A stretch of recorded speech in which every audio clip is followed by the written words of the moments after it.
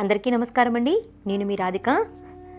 కార్తీక మాసంలో 17వ రోజు పారాయణము ఈరోజు తెలుసుకుందాము. ఈరోజు పారాయణంలో భాగంగా సూతుల వారు మళ్ళీ ఇలా చెప్తూ ఉన్నారు.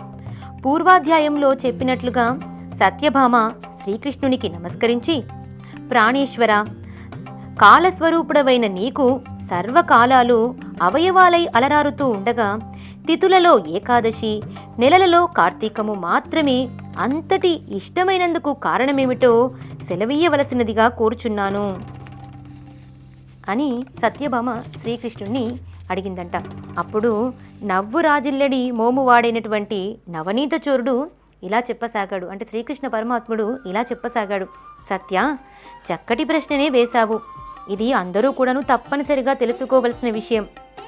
గతంలో పృథు చక్రవర్తి నారదుని కూడా ఇదే ప్రశ్న వేశాడు. అంటే నారదుని కూడా ఇదే ప్రశ్న అడిగాడు. అప్పుడు నారదుడు చెప్పిన దానినే ఇప్పుడు నీకు చెప్తాను విను. పృథు చక్రవర్తితో నారదుడు చెప్తున్నాడు అనమాట. అది ఇప్పుడు చెప్తున్నాడు.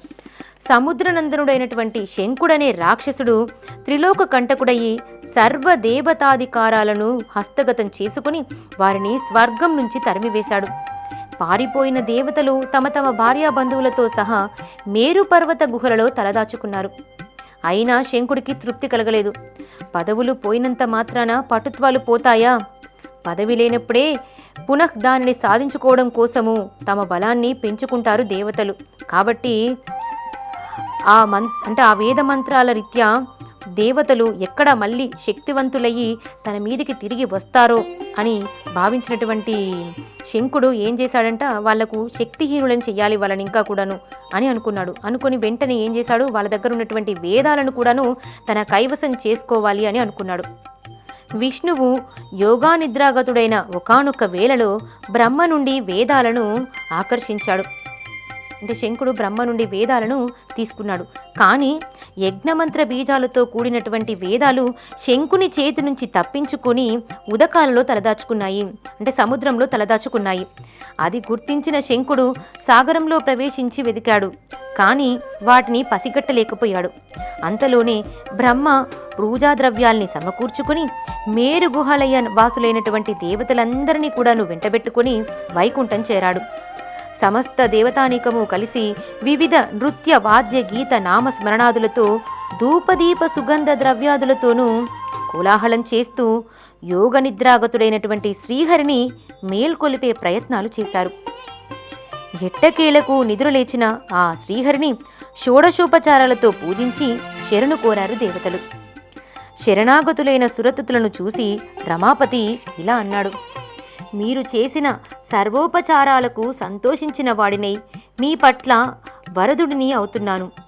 ఈ కార్తీక శుద్ధ ఏకాదశి రోజు తెల్లవారుజామున నేను మేలుకునే వరకు మీరు ఏ విధంగానైతే నన్ను సేవించారో అదేవిధంగా ధూపదీప సుగంధ ద్రవ్యాదులు, నృత్య గీత వాద్య నామస్మరణాదులతో షోడశోపచారాలతోనూ కార్తీక శుద్ధ ఏకాదశి ప్రాతర్వేళ నన్ను సేవించే మానవులు నాకు ప్రియులై నా సాన్నిధ్యాన్ని పొందెదరుగాక. వాళ్ల చేత నాకియ్యబడిన అర్ఘ్యపాద్యాదులన్నీ కూడాను ఆయా భక్తుల సుఖ సౌఖ్యాలకే కారణమగుగాక.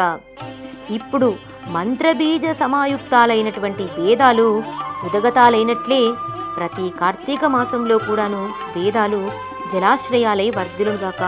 అంటే ప్రతి కార్తీక మాసంలో కూడాను వేదాలు జలంలో, అంటే నదిలో, జలాల్లో, సాగరంలో ఉంటాయన్నమాట. నేనిప్పుడే మీనావతారుడనే సముద్ర ప్రవేశం చేసి శంకుని సంహరించి వేదాల్ని కాపాడెదనుగాక.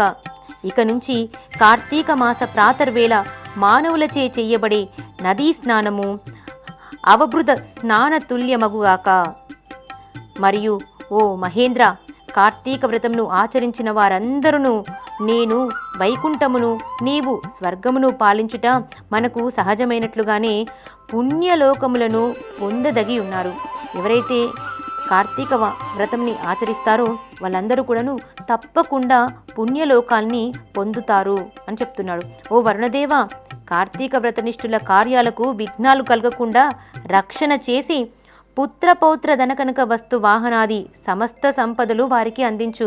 ఓ కుబేరా, ఏ కార్తీక వ్రతాచరణం వల్ల మానవులు నా యొక్క సారూప్యాన్ని పొంది జీవన్ముక్తులవుతున్నారో అటువంటి వాళ్ళందరికీ కూడాను నువ్వు నా ఆజ్ఞానుసారం ధనధాన్య సమృద్ధిని కలిగించాలి.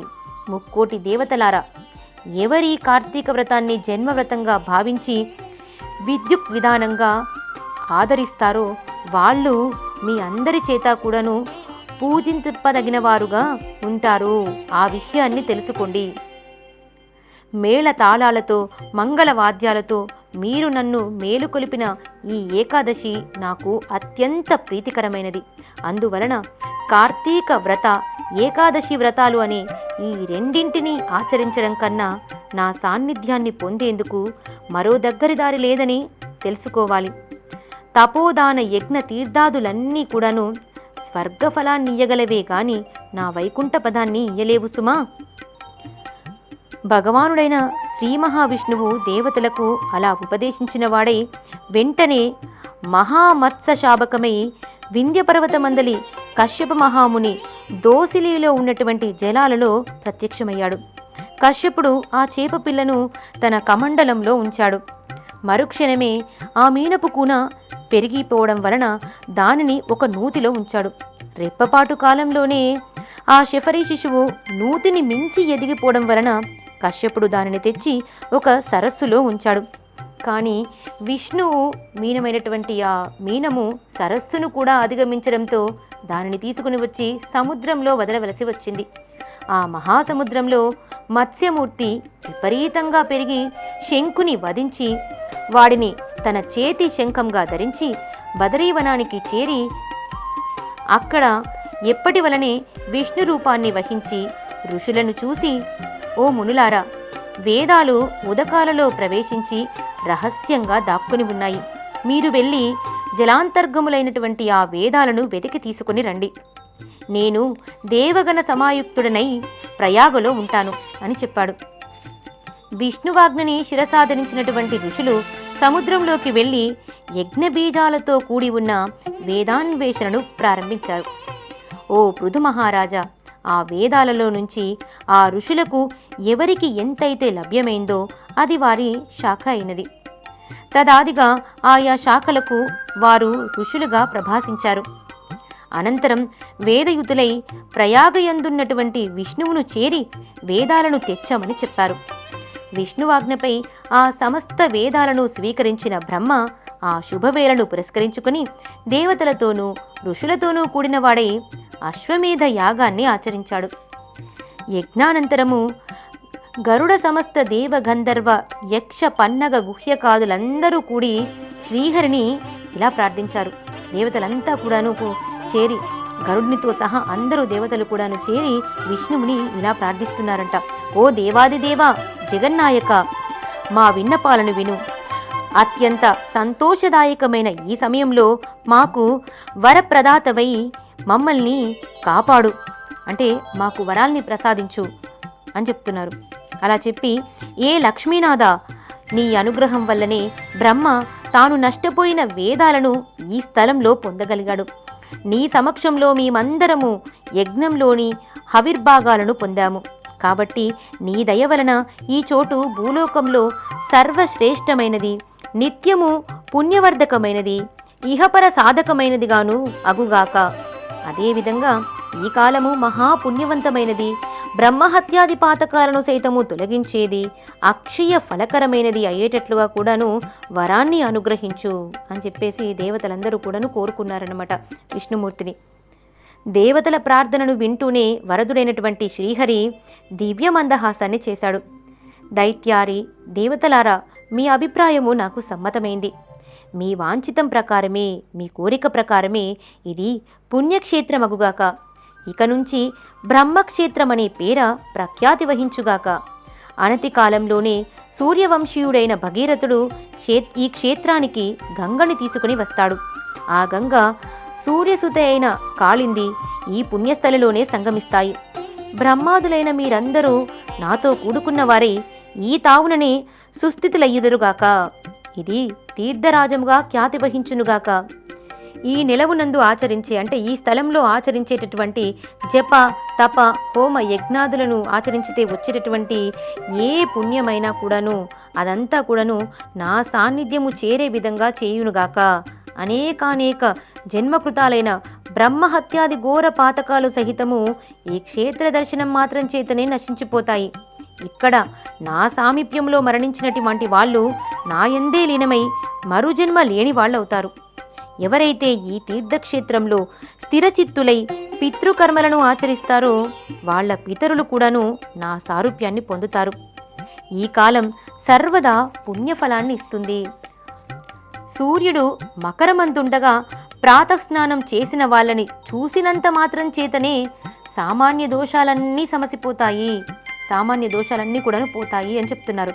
వాళ్ళకి నేను క్రమంగా సాలోక్య, సామీప్య, సారూప్య, సాయుధ్యాలను ప్రసాదిస్తాను. ఓ ఋషులారా, శ్రద్ధాళువులై వినండి. నేను సర్వకాల సర్వావస్థలలోనూ కూడా ఈ బదరీవన మధ్యంలోనే విడిది చేసి ఉంటాను. ఇతరేతర క్షేత్రాలలో సంవత్సరాలుగా తపస్సు చేయడం వల్ల ఏ ఫలం కలుగుతుందో ఆ ఫలాన్ని ఈ క్షేత్రంలో ఒక్కరోజు తపస్సుతోనే పొందవచ్చు. ఈ తీర్థ దర్శన మాత్రం చేతనే సర్వులు తమ పాపాలను పోగొట్టుకున్న వారై జీవన్ముక్తులవుతారు. శ్రీ మహావిష్ణువు ఈ విధంగా దేవతలకు వరప్రదానం చేసి బ్రహ్మతో కలిసి అంతర్హితుడయ్యాడు. ఇంద్రాదులందరూ కూడా తమ తమ అంశాలను ఆ క్షేత్రంలో విడిచి తాము కూడా అదృశ్యులయ్యారు.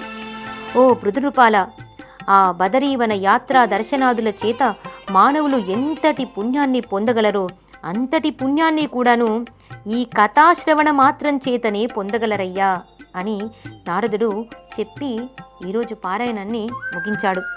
అంటే ఈ వీడియో కనుక మీకు నచ్చినట్లయితే లైక్ చేయండి, బదరీవనానికి వెళ్ళే వాళ్ళది ఇంకా ఒకలాగా, ఒకవేళ బదరీ క్షేత్రానికి వెళ్ళలేని వాళ్ళు ఎవరైతే ఉంటారో వాళ్ళు కేవలము ఈరోజు కార్తీక పురాణాన్ని వినడం వల్ల కూడాను వాళ్ళు చేసుకున్నటువంటి పాపాలను తొలగించుకున్న వారై పుణ్యాత్ములు అవుతారు చెబుతూ ఉన్నారు. ఇంతటితో ఈరోజు పారాయణము పరిసమాప్తమైనది. ఈ వీడియో కనుక మీకు నచ్చినట్లయితే లైక్ చేయండి, షేర్ చేయండి. ఇంకా ఎవరైనా నా ఛానల్ని సబ్స్క్రైబ్ చేసుకునే వాళ్ళు ఉంటే వెంటనే సబ్స్క్రైబ్ చేసుకోండి.